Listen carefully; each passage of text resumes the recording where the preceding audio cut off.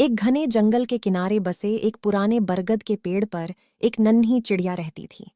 उसका नाम था चंपा। चंपा के साथ छोटे छोटे बच्चे थे। वे अभी उड़ना नहीं जानते थे और पूरा दिन घोंसले में चहचहाते रहते थे। चंपा ही उनकी माँ भी थी और पिता भी, क्योंकि एक तूफान में उसके जीवन साथी की मृत्यु हो चुकी थी। हर सुबह चंपा अपने बच्चों को घोंसले में छोड़कर दाना पानी लाने निकल जाती। वह दूर दूर तक उड़ती, कभी खेतों में कभी जंगल में, ताकि अपने सातों बच्चों का पेट भर सके। शाम को जब वह लौटती तो बच्चे खुशी से चहचहाने लगते। एक दिन जंगल में भयानक आंधी और बारिश आ गई। तेज हवाओं से पेड़ हिलने लगे। चंपा उस समय दाना खोजने बाहर गई हुई थी। उसे अपने बच्चों की बहुत चिंता हो रही थी। जैसे तैसे वह लौट कर आई तो देखा कि घोंसला हिल चुका था और एक बच्चा नीचे गिर गया था। चंपा घबरा गई।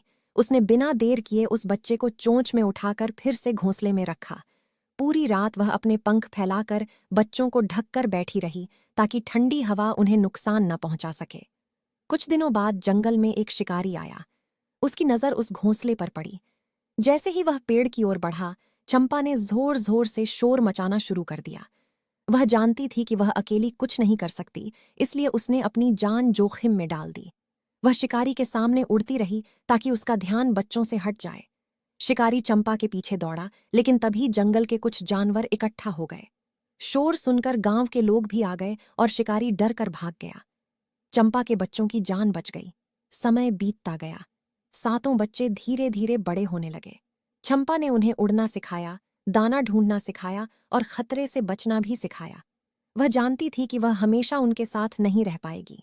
एक दिन उसने बच्चों से कहा, मेरे सातों पंख, अब तुम्हें खुद उड़ना होगा, लेकिन याद रखना, कभी अपने परिवार को मत भूलना। कुछ दिनों बाद सातों बच्चे पहली बार आसमान में एक साथ उड़ने लगे। चंपा नीचे से उन्हें देखती रही। उसकी आंखों में खुशी और गर्व के आंसू थे। जब बच्चे उड़ना सीख गए तो वे अलग अलग दिशाओं में चले गए, लेकिन हर हफ्ते वे उसी बरगद के पेड़ पर लौटते जहां उनकी माँ रहती थी। वे अपनी माँ के लिए दाना लाते और उसके साथ कुछ समय बिताते। चंपा समझ गई कि उसकी मेहनत सफल हो गई।